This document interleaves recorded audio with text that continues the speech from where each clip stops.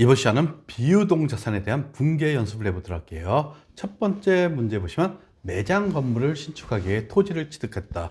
유형자산이죠. 유형자산 중 토지에 해당되는 겁니다. 그래서 대금 3천만 원을 당좌수표로 발행해 지급하고 부동산 중개수수료, 이것은 취득 부대 비용이 되는 겁니다. 취득세도 마찬가지죠. 그래서 현금으로 지급하다. 결국 취득가액은 매입대금 3천만 원하고 수수료하고 취득세 합친 3,110만 원이 토지가 되는 겁니다. 그래서 대변의 당자예금, 당수표 3천만 원, 그리고 현금 110만 원 이렇게 회계 처리하시면 되는 겁니다. 두 번째, 업무용 자동차를 700만 원에 판매했대요. 그러면서 대금 중 200만 원은 현금으로 받고 나머지는 3개월 후에 받기로 했다. 결국 500만 원은 미수금이 되는 겁니다. 그러면서 취득원가 1,300만 원에서 처분일까지 감가상각 누계액 650만 원이니까 장부금액 얼마입니까? 장부액 취득가액에서 감가상각 누계액 차감한 650만 원이 되는 거예요. 이것을 700만 원에 판매했죠? 얼마 이익 봤어요? 50만 원 이익 받습니다. 그렇죠? 처분 손익은 처분가액에서 장부가액을 차감하시면 되는 겁니다.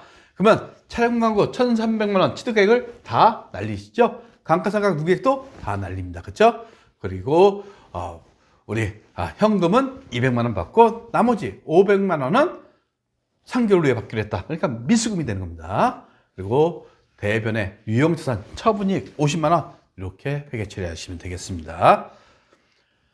그 다음에 세 번째 문제, 차량 운반구에 대한 감가상각비하고 비품에 대한 감가상각비, 이것을 우리는 감가상각 누계액으로 해갖고 구분합니다. 즉 차량을 차감하는, 차량 운반구를 차감하는 항목이 감가상각 누계액, 차량에 대한 것이고, 그리고 비품 금액을 차감하는 것, 감가상각 누계, 비품에 대한 겁니다. 이것을 합쳐서 감가상각비 110만 원 이렇게 회계 처리하시면 되는 겁니다.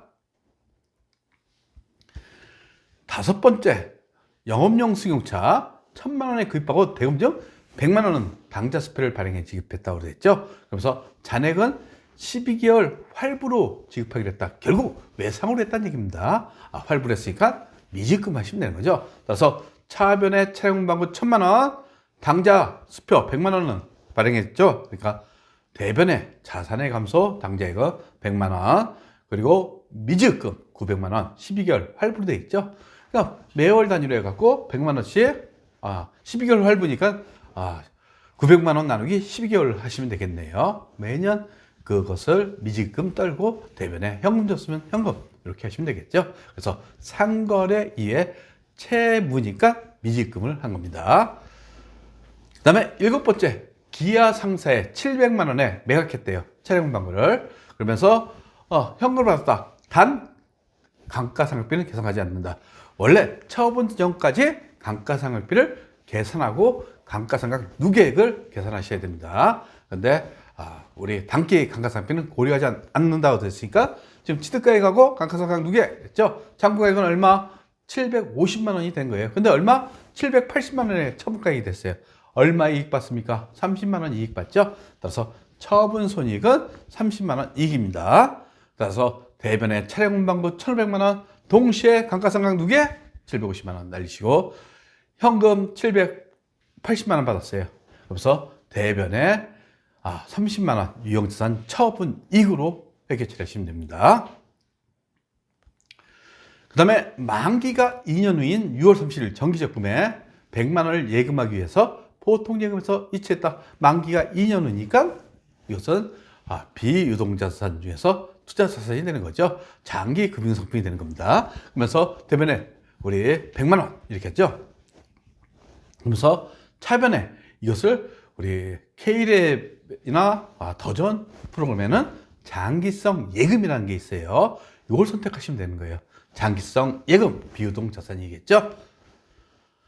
그 다음에 10번 보시면 2년 후 회수 예정으로 600만 원을 대여하고 결국 장기가 되는 거죠. 장기 대여금. 근데 선이자 60만 원을 공제한 잔액을 보통 예금계에서 이체했다. 결국 우리가 채권자가 되는 겁니다. 그래서 60만 원은 뭡니까? 이자 수익이 되는 거죠. 따라서 장기 대여금 차변에 600만 원 하시면서 보통 예금에 얼마 줬습니까? 대변에 자산의 감소, 보통 예금 540만 원, 그리고 선이자는 수익으로 처리하기로 했다. 이렇게 했죠. 수익, 이자 수익으로 하시면 되는 겁니다. 그 다음에 11번째 문제 보도록 할게요. 이제 트럭을 폐차했대요. 그러면 폐차에 대한 고철값이 나오죠. 여기에 10만 원을 현금을 받았다. 그래서 폐차 시점까지 장부 금액은 취득가액에서 감가상각 누계액을 차감한 20만 원이 되는 거죠. 따라서 처분가액은 10만 원 받았으니까 처분가액 10만 원이고 장부가액 20만 원이니까 10만 원의 손실이 발생했네요. 따라서 대변의 촬영 방구 500만 원. 동시에 언제나 감가상각 누계액은 같이 없애야 됩니다. 감가상각 누계 480만 원. 그리고 현금 10만 원 고철값 받았다고 그랬죠. 그러면서 차변이 10만 원 빚이죠. 유형자산 처분 손실. 이런 문제 나오면 여러분들이 처분 손익을 계산한 다음에 분개를 하시면 쉽게 할 수 있어요. 그 다음에 12번째, 지금 미지급으로 계산됐대요. 부채 미지급으로 계산되어 있는 임차료 100만 원. 결국 임차료를 지급하지 않았어요. 그러니까 내가 준 임차보증금에서 상계하기로 했대요. 결국 대변의 미지급에 대한 100만 원 지급하지 않았죠. 월세를. 이것을 임차보증금하고 상계하기로 했다 하면서 임차보증금 100만 원. 임차보증금은 기타 비유동 자산이라는 것을 알고 계셔야 됩니다. 구독과 좋아요는 우리에게 큰 힘이 됩니다.